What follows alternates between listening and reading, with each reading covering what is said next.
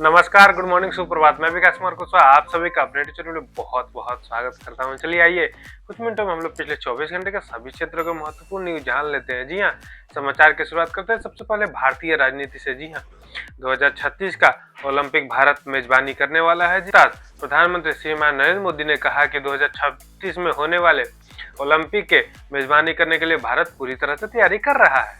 साथ में उन्होंने यह भी कहा कि पिछले दशक के सुधारों के चलते खेल परिस्थिति का भी रुख भारत में बदला है। प्रियंका गांधी वाड्रा का महत्वपूर्ण रोल। जी हां, कांग्रेस कमेटी ने आगामी विधानसभा चुनाव को मद्देनजर रखते हुए स्क्रीनिंग कमेटी का गठन किया है तथा प्रियंका गांधी वाड्रा को असम में होने वाले विधानसभा चुनाव के लिए स्क्रीनिंग कमेटी का प्रमुख चुना गया। तमिलनाडु का पोंगल उपहार। जी हां, तमिलनाडु के मुख्यमंत्री एम.के. स्टैलिन वहां के 2 करोड़ राशन कार्ड धारकों को पोंगल का उपहार देते हुए 3,000 रुपए नगद उपहार देने की घोषणा की है।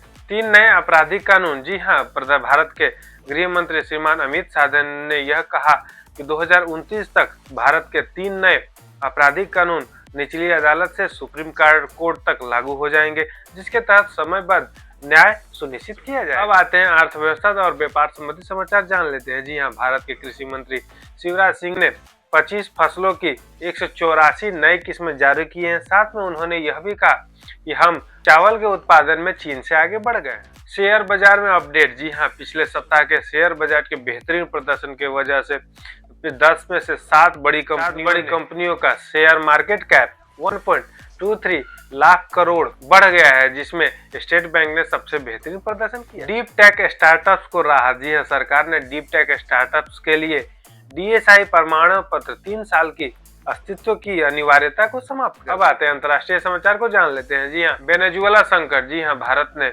अमेरिकी राष्ट्रपति डोनाल्ड ट्रंप के द्वारा वेनेजुएला पे आक्रमण और वेनेजुएला के राष्ट्रपति मादुरो को गिरफ्तार किए जाने पर गंभीर चिंता व्यक्त की और साथ में उन्होंने यह भी कहा कि दोनों पक्ष आपस में शांतिपूर्ण बातचीत से मामला को हल कर सकते हैं। सेना प्रमुख का UAE दौरा। जी हां, भारत के थल सेना प्रमुख उपेंद्र द्विवेदी 2 दिनों के लिए UAE का दौरा कर रहे हैं, जो दोनों दिवसों के बीच रक्षा समझौते को मजबूत होते हुए देखा जा। अब आते हैं बुनियादी ढांचा और परिवहन संबंधी समाचार जान लेते हैं। वंदे भारत के स्लीपर ट्रेन। जी हां, हावड़ा और गुवाहाटी के बीच वंदे भारत की नई स्लीपर ट्रेन की चलने की खबरें सामने आ रही हैं, जिसके तहत अतिरिक्त 3 घंटे के समय में कटौती होगी।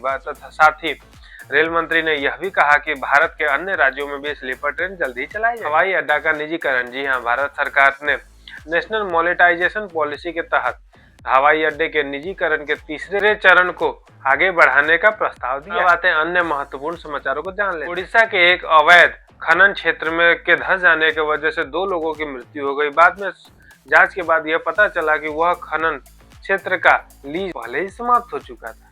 केरल में आग। जी हां, केरल के त्रिशूर रेल स्टेशन के पार्किंग में आग लग जाने की वजह से 200 से अधिक दोपहिया जलकर खाक। अब आते हैं अंतर्राष्ट्रीय महत्वपूर्ण समाचारों को जान लेते हैं। जी हां, अंतर्राष्ट्रीय सबसे महत्वपूर्ण समाचार आ रही है वेनेजुएला संकट से, जिसमें अमेरिका ने ऑपरेशन वेनेजुएला के तहत वहां के राष्ट्रपति और उनकी पत्नी को गिरफ्तार कर अपने हिरासत में रख लिया है। इस बात पे चीन ने चिंता व्यक्त की है तथा चीन ने कहा कि यह अंतर्राष्ट्रीय नियमों का उल्लंघन। साथ ही इजराइल के प्रधानमंत्री नेतन्याहू ने इसे ट्रंप का ऐतिहासिक कार्यवाही की संज्ञा। तेल बाजारों में उछाल। जी हां, वेनेजुएला दुनिया में सबसे ज्यादा तेल के भंडार के लिए जाना जाता है, जिसके तहत यहाँ पे ऑपरेशन वेनेजुएला हो जाने की वजह से अस्थिरता की वजह से तेल के भंडारों में तथा तेल की कीमतों में उछाल देखने को मिल सकता है। उत्तर कोरिया ने अपने समुद्री क्षेत्र में कई बैलिस्टिक मिसाइल दाग दी। यह कार्य तब हुआ जब दक्षिण कोरिया के राष्ट्रपति चीन दौरे पे हैं। इसके तहत कार्यवाही करते हुए जापान ने अपने देश में आपात की घोषणा कर दी।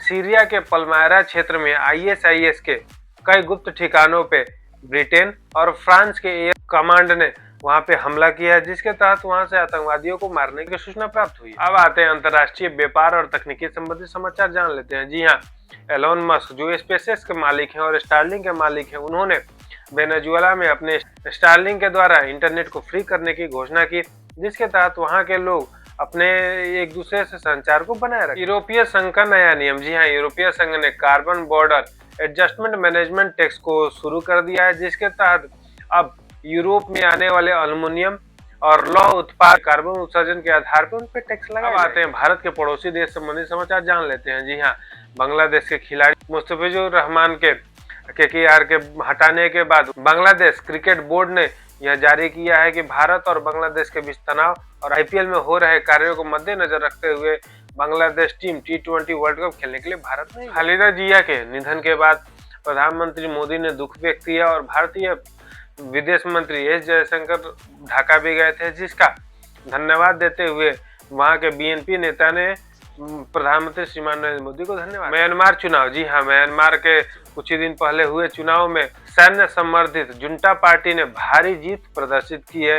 हालांकि अंतर्राष्ट्रीय पर्यवेक्षक इसे दिखावा बता रहे हैं। स्विट्जरलैंड के एक पब में आग हादसे के बाद 40 लोगों की मृत्यु हो गई थी, जिसके शोक व्यक्त करते हुए सैकड़ों लोगों ने रोड पर कैंडल मार्च किया। शेख मोहम्मद बिन रशीद ने दुबई के शासक के रूप में 20 साल अपने पूरे करने के बाद जश्न को मनाया।